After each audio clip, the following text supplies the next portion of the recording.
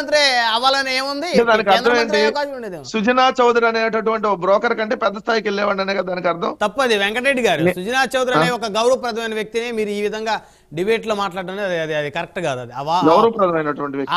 ఆ పదాలు వెనక్కి తీసుకోండి. అది గౌరవనీయులైనటువంటి బ్యాంకులకి డబ్బులు ఎగ్గొట్టినటువంటి సుజనా చౌదరి అనేటటువంటి గొప్ప వ్యక్తి.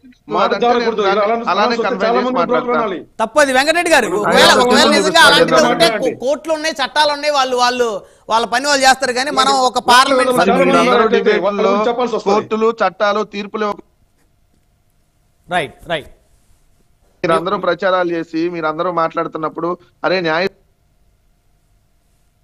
రైట్ వెంకటరెడ్డి గారు మీ వాయిస్ మ్యూట్ లో పడింది. ఇక్కడి నుంచి ఆ లెక్కన మా సోదరుడు యొక్క అధినేతని గౌరవనీయం అగౌరవ ముఖ్యమంత్రి అన్నారు. రైట్ మళ్ళీ వస్తాను వెంకటరెడ్డి గారు. మీ దగ్గర టెక్నికల్ ఇష్యూ ఉంది. జగదీష్ గారితో మాట్లాడదాం, రాజకీయ విశ్లేషకులు, సీనియర్ అడ్వకేట్ జగదీష్ గారు.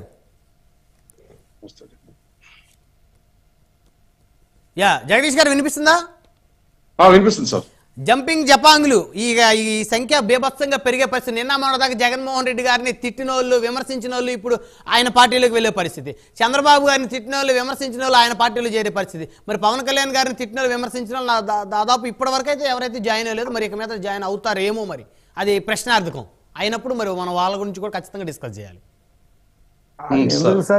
ముందుగా బ్రహ్మనాయుడు గారికి, సహచర ప్యానలిస్టులకు అందరికీ నమస్కారం. ప్రైమ్ నైన్ టీవీ ప్రేక్షకులు కూడా నమస్కారం. సార్, ఇప్పుడు మనం ముందుగా ఒక మాట అనుకున్నాం, పొలిటికల్ ట్రాన్స్ఫర్స్ అని. అంటే ఈ రోజు ఒక నియోజకవర్గంలో ఉన్న వ్యక్తికి, ఆల్రెడీ మినిస్టర్ చేసిన వ్యక్తికి ఆ నియోజకవర్గాన్ని కాదని ఇంకో నియోజకవర్గంలో సీట్ ఇవ్వడం. అవును. అంటే ఈ నియోజకవర్గానికి ఇతను పనికిరాడు. 4 ఏళ్ళుగా ఈయన చేసింది ఏమీ లేదు, 4-5 ఏళ్ళకి ఏం చేసింది లేదు. అదే ఇతను ఇంకో నియోజకవర్గానికి అంటకట్టాలి. బ్రహ్మనాయుడు గారు రెండో విషయం ఆయన బీజేపీ 5 సంవత్సరాలుగా వీళ్ళు రాజకీయ సేవ చేస్తున్న వీళ్ళని ఇంకొక కాన్స్టిట్యూన్సీ పైన రుద్దడం. అంటే ఇక్కడ పనికిరాని వాడు, ఇక్కడ సేవ చేయలేని వాడు, ఇక్కడ సర్వీస్ చేయలేని వాడిని ఇంకొక చోట పెట్టి గెలిపించుకోవడం. రెండో విషయం, రాజకీయంగా ఈ 5 ఏళ్లలో రాష్ట్ర ప్రభుత్వం ఫెయిల్యూర్ అయింది. అది అభివృద్ధిలో కావచ్చు, దేంట్లో కావచ్చు. ఇది ఎన్నో విషయాలు చెప్పుకోవచ్చు. దీని గురించి చాలా విషయాల్లో రాష్ట్ర ప్రభుత్వం ఫెయిల్ అయింది, రాష్ట్రం సంకనాకిపోయింది. ఇంకా ఆ మాట వాళ్ళకి చెప్తాను. రెండో విషయం ఏమంటే, ఇలాంటప్పుడు అధినాయకుడిది ఏం తప్పు లేదంట, కేవలం అక్కడ ఎవరైతే ఎమ్మెల్యేలు ఉన్నారో వాళ్ళదే తప్పంట.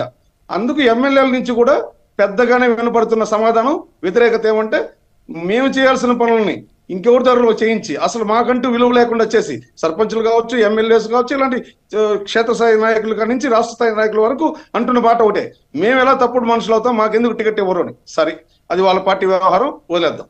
మీరు ఇప్పుడు ఫస్ట్ ట్రాన్స్ఫర్ల గురించి చెప్పారు కాబట్టి పొలిటికల్ ట్రాన్స్ఫర్ గురించి చెప్పాను నేను. జంపింగ్ జపాంగుల గురించి మాట్లాడాల్సి వస్తే, జాతీయ పార్టీలకు కొన్ని లక్ష్యాలు ఉంటాయి.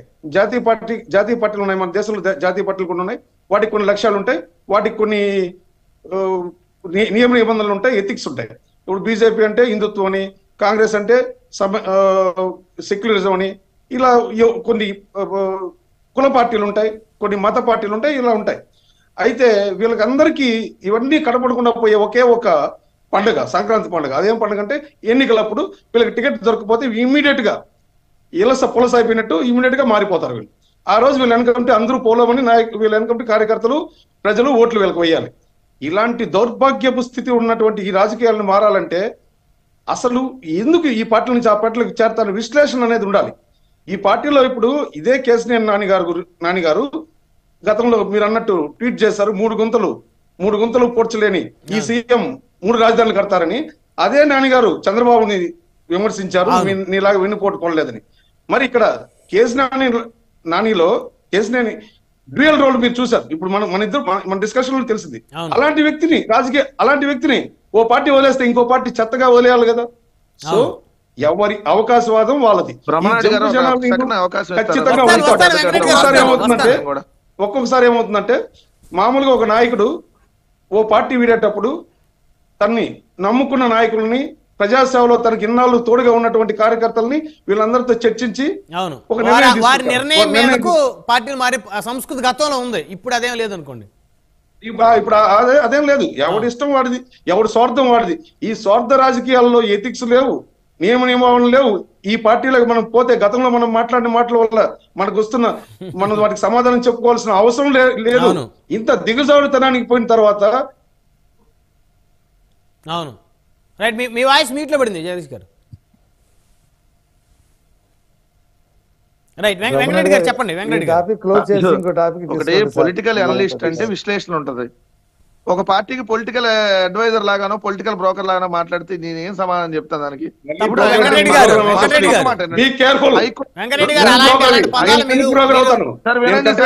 వినండి, బాగుండదు.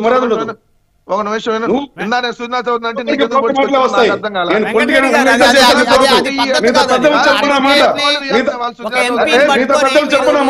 మించిన మాటలు అవి.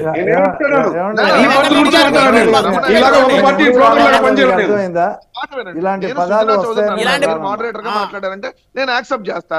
మధ్యలో ఈయన ఎందుకు అడ్డుపడతాడు? నేను అందుకని బీజేపీ వినండి సార్, నా వర్షం మాట్లాడుతున్నారు మీరు. ఫ్రస్ట్రేషన్ లో ఉన్నారా ఏంటి? ఈ బ్రోకర్ అసలు ఆ పదాలు ఏంటి? ఒక సుజనా చౌదరి అనే వ్యక్తి గతంలో ఎంపీగా పనిచేశాడు, ఈ ట్రాన్స్ఫర్లు ఏంటని అంటున్నాడు సార్. సుప్రీంకోర్టు ప్రధాన న్యాయమూర్తి గారు హైకోర్టు జడ్జి గారిని ఈ రాష్ట్రం నుంచి ఇంకో రాష్ట్రానికి ట్రాన్స్ఫర్ చేస్తారంటే ఈ రాష్ట్రంలో ఆయన పనిచేయలేదని అర్థం. దానికి దీనికి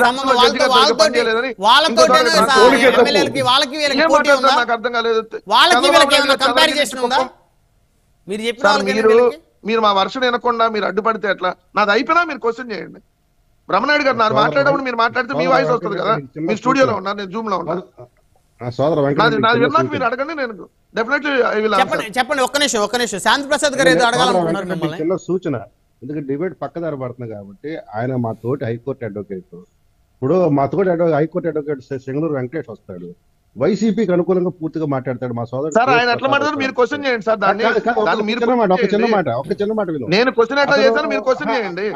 దట్ ఇస్ యువర్ రైట్. పూర్తిగా చంద్రబాబు నాకు ఏ విధంగా రైట్ ఉందో అది మీరు క్వశ్చన్ చేయండి. అవతల ఎలా మాట్లాడారని గౌరవంగానే మాట్లాడతాము, గౌరవంగానే విభేదిస్తాం. నువ్వు కూడా గౌరవంగా విభేదించి తప్పేం లేదు.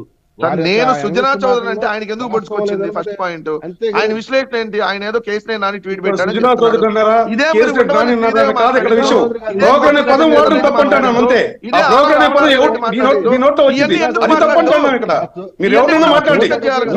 మాట్లాడండి, సమాధానం చెప్తాం. బ్రోకర్ అంటే ఏంటి? బ్రోకర్ అనే స్థాయికి దిగజారిపోవడం ఏంటి? ఎందుకు చెప్పాను మీకు అర్థమైందా? సుజనా చౌదరి అంటే నీకెందుకు నొప్పి వచ్చింది? ఎక్కడ నొప్పి వస్తుంది నాకు అర్థం కాదు. సుజనా చౌదరి కాదు, ఎవరినన్నా నిన్ను బ్రోకర్ అంటే ఎవరు నేను ఖండిస్తా. బ్రోకర్ అయితే నిన్ను బ్రోకర్ అంటే నేను ఖండిస్తా. నువ్వు బ్రోకర్ అవుతావు అప్పుడు. సుజనా చౌదరి బ్రోకర్ కావా? నీ మాట ఫస్ట్ బ్రోకర్ అనే మాట మొదలుపెట్టి నువ్వే ఆ మాట తప్పించుకోమని చెప్పాలి. సుజనా చౌదరి మా బావగాది ఇక్కడ అర్థం చేసుకోవాలి. Right to understand. అర్థం చెప్పిట్టు మాట జారకుండా విమర్శించు. నేను కూడా విభేదించు, విమర్శించు. బ్రోకర్ అనే మాట ఎందుకు జగదీష్ గారు సంక్రాంతి ముందు నోరు కప్పు చేసుకోవడం ఎందుకు? పొలిటికల్ బ్రోకర్ మంచి పదాలతో మాట్లాడు, మంచి పదాలతో మాట్లాడు. వెంకటరెడ్డి గారు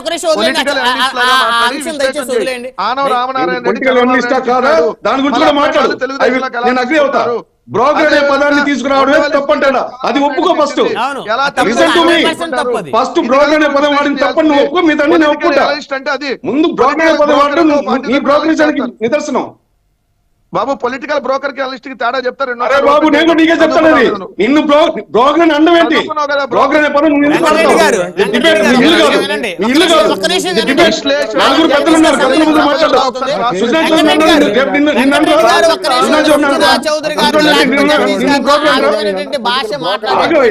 మాట్లాడేటప్పుడు మన పదం ఏ పదం వాడాలని గుర్తుపెట్టుకో. గతంలో చాలా సార్లు నీ గురించి నేను డిబేట్ లో చూశాను. విశ్లేషణ మాట్లాడేటప్పుడు పద్ధతి